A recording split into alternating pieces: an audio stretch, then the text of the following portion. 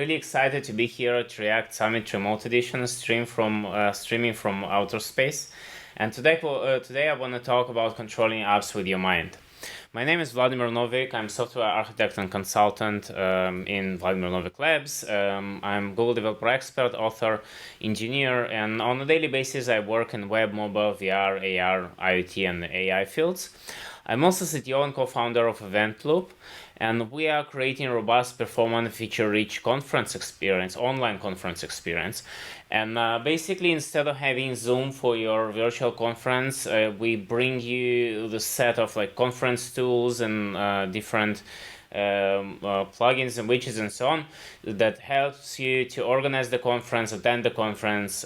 So if you're organizer or a speaker or an attendee, reach out to us and sign up for our alpha product, and it will be an open source product. So if you want to collaborate, you're welcome.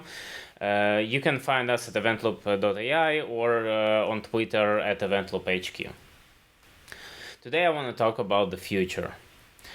And I think we are in kind of transition phase technological wise when we exploring new horizons, we explore new medium, we have VR, AR, mixed reality, web, mobile. Everything is constantly changing, and that's why we are sort of the ones who break the rules to make the new ones. And let's think about what medium we will use in the future. What dimensions we will use? Maybe VR, maybe AR, maybe something different. I mean, I'm just thinking here, but there are quantum computing is getting traction, and VR is getting traction, AR, and everything is kind of changing, right? So which dimensions we will use? Will there be web as it is today, or mobile, or we completely switch to different medium? And how we should prepare for that transition, right? How we should adapt? Should we adapt, or should we actually shatter foundations that we have? And maybe invent new techniques to manipulate things, to interact differently, right? Maybe new UX patterns, maybe new best practices. So we have this ability right now to change things, to adapt and transform things to something totally different. And let's talk what are the very foundations of UI and what are the very foundations of UX. And I think it's 2D medium. And if you think about that, we've gone a long way from cave drawings to the mobile apps. But if you think about all the color theory and lines and how the history of art and how everything kind of created the foundation of design, and everything in our screens are basically 2D medium. Because we fake third dimension. It's not really third dimension. We have 3D models in the browser or in headset on wherever, but all the shapes and depth is based on shaders, which is basically a function of how light is reflected. So it's kind of fake, right? And we have things on our phones, we have screens. Everything is 2D. And XR is adding a new dimension to that. So how we've adapted? We took different forms. Let's say you have a sign-up form. So we have this form hovering in thin air in VR. Realistic? Not really. Something that we've adapted from 2D medium, right? Or we have in AR, we have arrows pointing to different directions that completely break immersion, but we have it because we've adapted and we haven't invented something new. So I think it's more crucial to create some sort of like reality-based interactions in VR and AR. And if you think about that, if you need to log in inside VR, so currently you have a login form, you have this hovering keyboard, you type on this keyboard, and then you get into you type your username and password, you get inside. But is it something that you will see in reality? Not really, right? So it's more realistic to have some kind of passport or key or whatever that you just put on a spot or turn the key inside the door and it will let you through. It's sort of reality-based interactions, right? So we need to understand our reality in order to create these interactions. And the medium is completely different. Now in VR, there is another dimension, something happening behind the viewer, right? So I'm looking at the camera, but something it's happening behind. So I cannot use color theory to do these amazing call to action buttons or animation. So I need to use different things like haptics, like sounds, like maybe slowing time, and so on. There is also an adaptive UI. Adaptive UI is something that is used on the web, and the idea is UI is kind of learning from what are you doing with it. So like forms are learning and adapting. So it's you can Google that. That's a kind of a new trend-ish. And another thing that I propose is actual mind reading. And yeah, obviously I cannot like read your thoughts, right? But to some degree. And I want to ask you what is it, right? And obviously like we're online, so you can answer in chat. I'll pause. So it's the known universe. And all these like dots are clusters of galaxies, and it looks amazing. But what is this? And it looks pretty much the same, right? But it's actually neurons in our brains. So we are the universe, and act accordingly. So how do neurons in our brain? How do they work? So the neurons come in pairs, and there is excitatory neuron, and it releases glutamate and creates dipole mechanism. Basically, have plus and minus, and it sort of acts like a battery. So you have potential change between different neurons. So it creates a potential change that can be measured by electrodes on our skull. And it looks like this if you measure your brain. So this is the awake state, this is a sleep state, and you see it's kind of different, right? But it's sort of random-ish, right? So we need to analyze that and to get what does all this mean, right?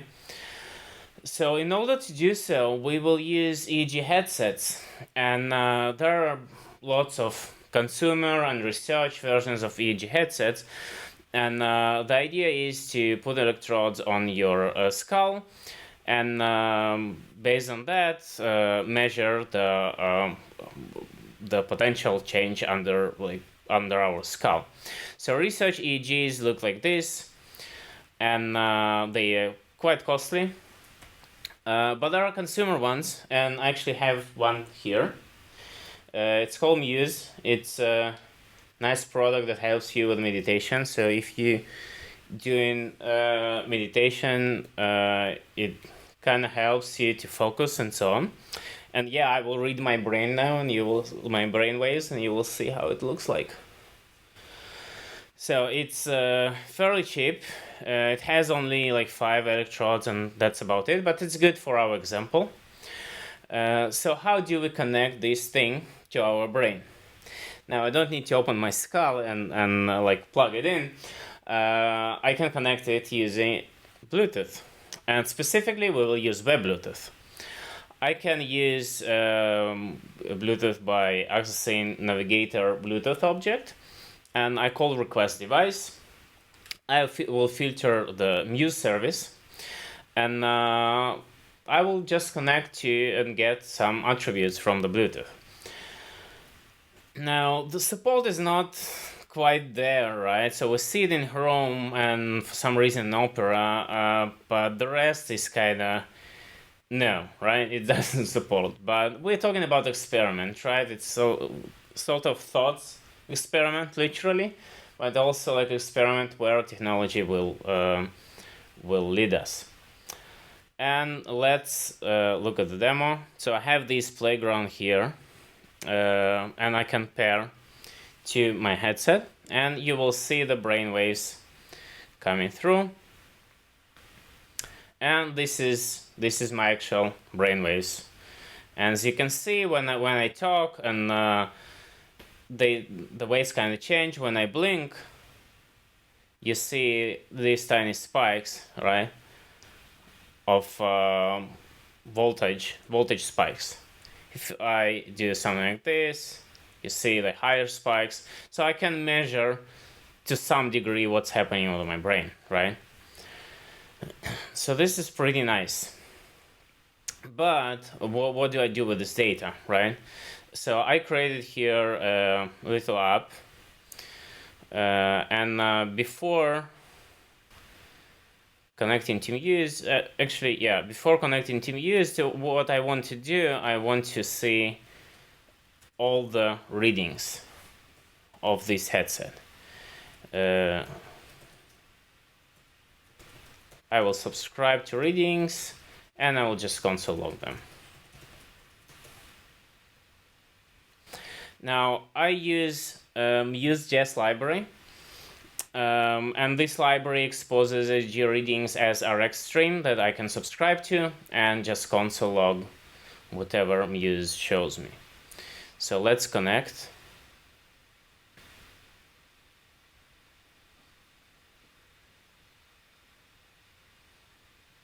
And let's see what we have here. And as you can see, similar as the graph, we don't really have, like, the data is quite weird, right? So we cannot do pretty much anything with that.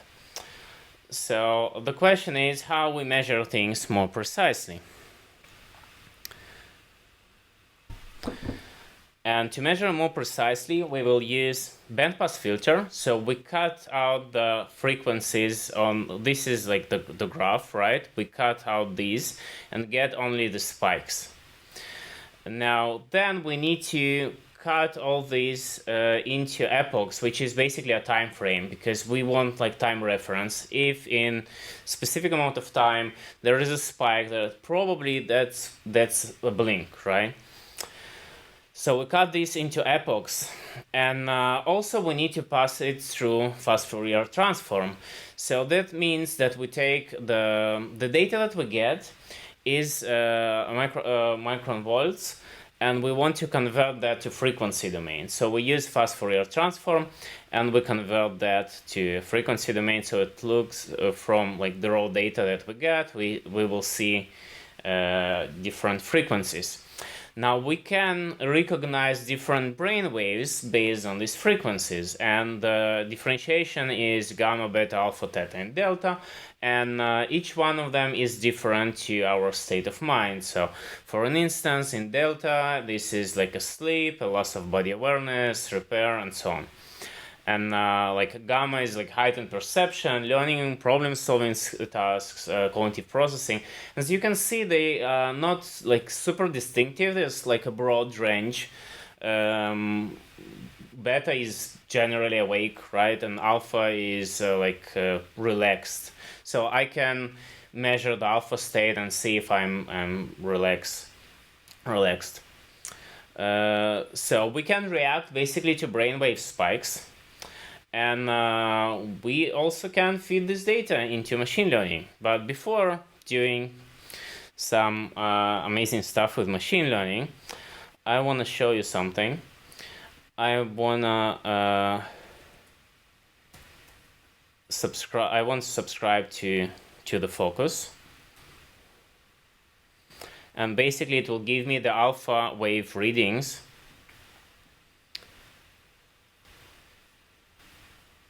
So as far as code goes, if and also I want to subscribe to blinking. So in order to differentiate the blink, basically what I do, I get the readings, I filter them, I get the reading only for the electrode above my left eye, get the maximum of it, like the spike, right? And then I use RX operator switch map to differentiate the spike, because I don't really care about the rest of the data, just the spike. If there is a spike, then this is something that I will return. So how it will look like, these are okay. I need to also remove this one. Let's connect it again. And what we'll see, if I blink, you can see here me blinking. So as you can see, sometimes it works and it's not, because it's like a threshold, and maybe I put it not really close to my skull. So yeah, so this is the blinking, right? So now we want to feed this data to machine learning. In order to do so, what I will do, go to my app.js and we'll add my prediction panel. We'll predict some stuff. And here I have 3 cards. And these 3 cards, one is web and mobile, other is VRXR, and another is IoT AI. So what I will try to do, I will connect to my use headset, get all the data, pass through all the filters that I need, and then add this as a sample to K9 classifier, which is machine learning algorithm, and we'll start classifying which card I'm thinking about. So let me record these waves really quick. So I'll click on this button while looking at the web and mobile.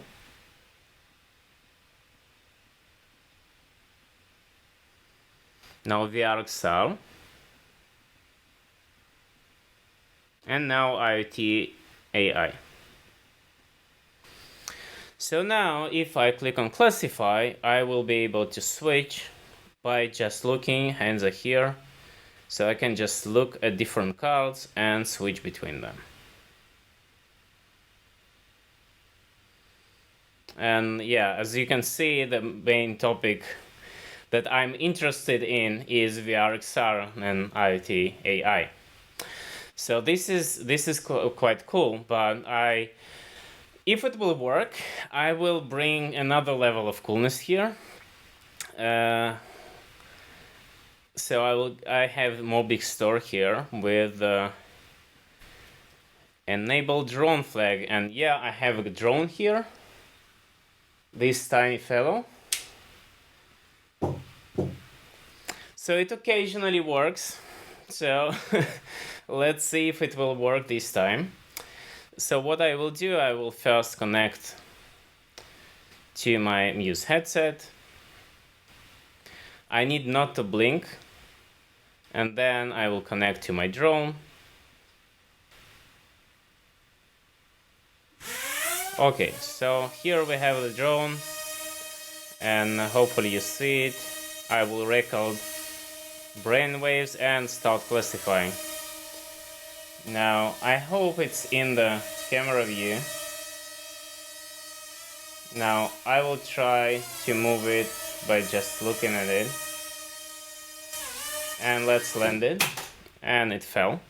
I'm not sure if it was in the view, so let me try to put it in the view again. now it's probably here, and again, I'm just moving that with the power of my thought. So that was quite cool. And the main takeaway here is what is the purpose of all of this, right? Like, why are we flying drones with our mind? Why things are like, why we're using these devices? They are not that reliable. We have web Bluetooth support only in Chrome. The main reason for that is that we are the ones who make the rules, and we break the rules, we invent new things, right? And my main takeaway from this talk is that the future is already here, and you are the ones to build it. Thank you.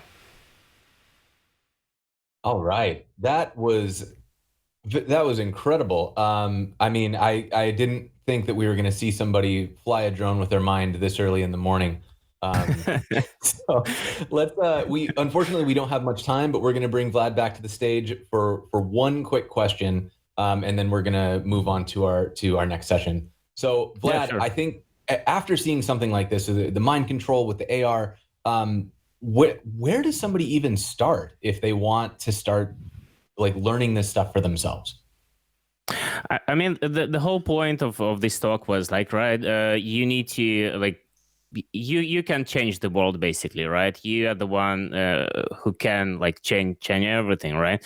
And then you need to decide like what you want to learn, like technology wise. You want to learn like be more experienced just in React, or you want to broaden your horizons, right? So for instance, if you want to have a React Native NAR, or have like React and web Bluetooth and drones, you can get on different resources. There's egghead.io, which is an amazing website where I will be also doing courses there.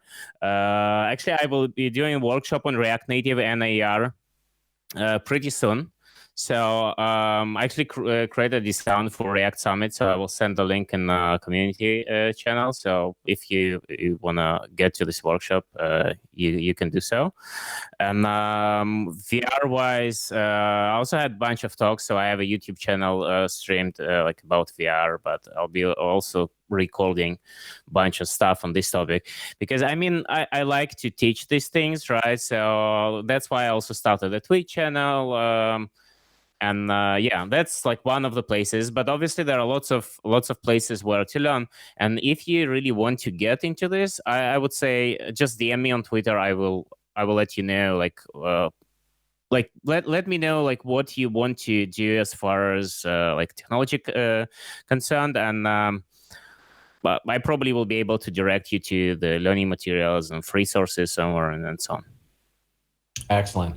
Well, Vlad, thank you so much. We really appreciate it. I wish we had more time for Q&A, but to get us back on track, we are going to jump now to a panel discussion